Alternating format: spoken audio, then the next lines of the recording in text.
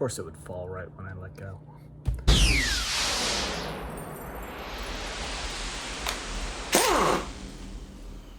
What's up, boys and girls? Welcome back to the channel. This is going to be part 2 of the rear brake install on the wagon.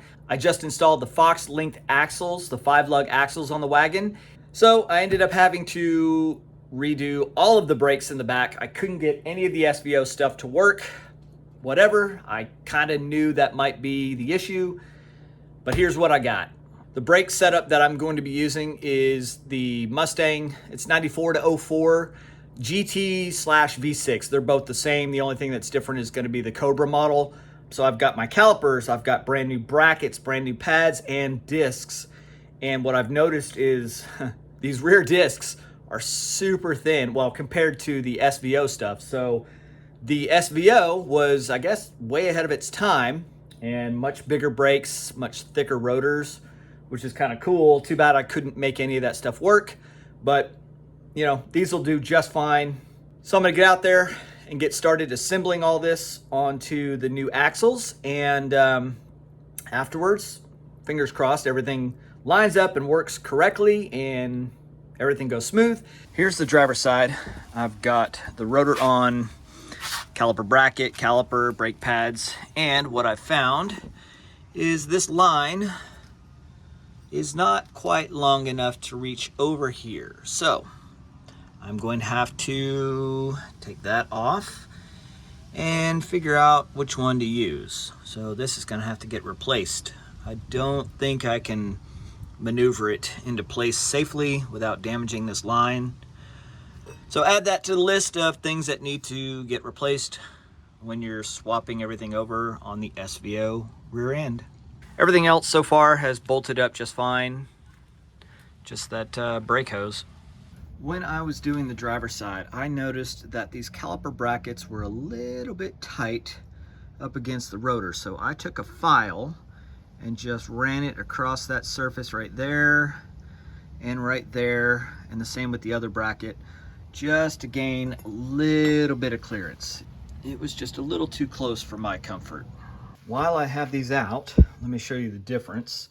This is the SVO caliper. This is the 94 to 04 GT/V6 caliper, and there's quite a bit of difference. You can see that SVO is so much bigger. That's what she said.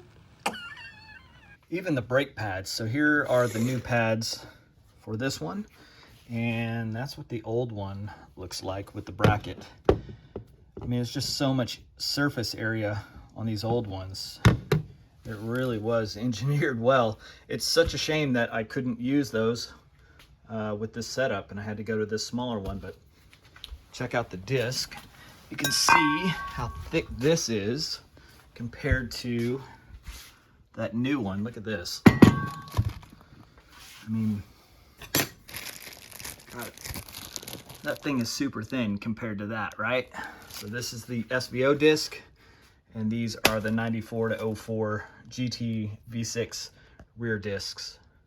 This is the passenger side, and these are the bolts that hold that caliper bracket. And here's a snag. So that doesn't fit through there, and that doesn't fit through there. At least they fit through the little spacer bracket. All right, well, I guess I'm gonna get a file or a drill and figure this out. I'm having a pretty difficult time getting this brake pad inside this bracket here. I had to file just a little bit because these clips, I mean, it's so tight, I cannot get this clip, you know, on either side of this and in that bracket right there. Hopefully filing that down has worked. Okay, success. That's all it took, was just a little bit of filing on that, and I was able to squeeze it in. Passenger side is on. Now you'll notice I do not have dust shields. The ones that I had on originally don't really line up with the 3 little mounting tabs. So I will have to find dust shields that now fit. I can't imagine them being any more than like 20 bucks a piece or so. Not too bad, I'm not worried about it right now. Time to muck up my wheel again. Let's see how this looks. Wow, that fits pretty darn nice. Let's make sure we got enough clearance back here. And, wow, we do. So, I could, son of a bitch. We have plenty of wheel clearance. Not so much clearance for my head hitting the exhaust pipe. There is my wheel. Plenty of space. Let me get down here again without hitting my head again on the tailpipe. Plenty of room now. Now I can get tires. The last piece of the puzzle is going to be getting a longer brake hose to come over here, and just one for each side, and that will button this up. That wasn't as bad as I thought it would be. I thought I was going to run into more issues putting this stuff on. You know, a couple things had to be filed down for fitment. Not the end of the world. I mean, that's just what happens when you're building cars and, you know, making parts fit that did not come from the factory that way. I have the right lines now. I had to do some MacGyvering. This is what I did. Here is the correct line.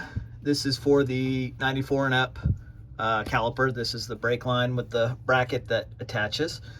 What I had to do was find an adapter, and this is a, I believe this was a 3/8 to 7/16 is what that is. And it's just this little brass adapter. I got it at AutoZone, and it just allows me to use that smaller fitting into this brake line right here. And everything is complete. Here is the passenger side. I just went around and bled all of the brakes. That's why my car is up on my nifty little jack things, whatever you want to call it, lifts. If you're doing this, here is the part that you're gonna need. This is the adapter, and it's just that little brass piece that I put on the end of that other line. The last piece of this puzzle is just gonna be putting tires on those wheels for the rear end of this car. And then that's it for a bit. I'm just gonna drive it with the 6-cylinder that's already in here and just kind of enjoy it, you know, through the winter. And I'll decide what I'm gonna do. Some buddies and I were kind of talking this morning at one of the car shows. You know, wouldn't it be neat to just leave this a 6-cylinder, you know, the inline 6, and maybe do a little turbo on it or something, you know, be unique.